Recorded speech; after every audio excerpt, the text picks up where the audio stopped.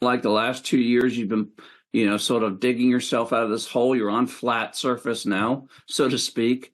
Top priority for you in 2024. Yeah, I'm not sure ever in IT or cyber if you're ever on a flat surface. We never know when the ground's going to change underneath us, Sure. which I think General Blackwell and General Eubank kind of alluded to. So I mean I think to be successful in our career paths, you have to align your priorities to your agency's priorities.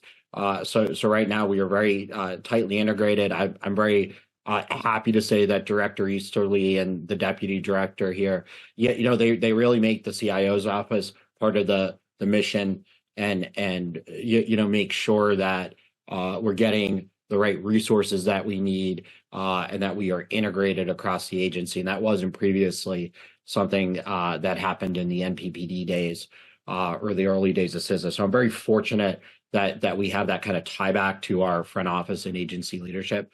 My first thing this year is taking care of my people. I know it's going to be a stressful year. I liken it to 2015 when we went through cyber summer, DHS, a lot of people working 90-hour work weeks. That's not sustainable. And then the other thing that I'm really concentrating on, I believe it was Mr. McEwen that mentioned it, is I can't stop every adversary from getting in. Simply can't.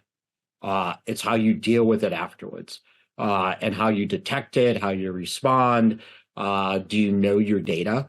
Do you know what's going on in your environment? So what and someone mentioned it, resiliency. How do I build a resilient workforce? A, that is resilient when Bob decides to leave. Never build an organization around yourself.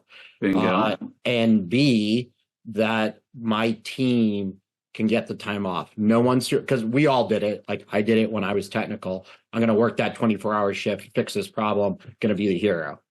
I was never my best for 2 to 3 days after that. So I'm trying to not recreate the organizational environment that exists in other IT offices at DHS where that is the culture.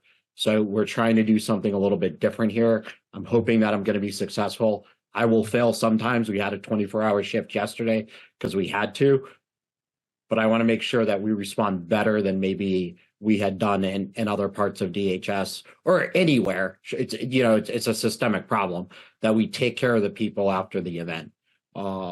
Because that's when you'll lose people, is people don't want to work anywhere where they don't feel valued.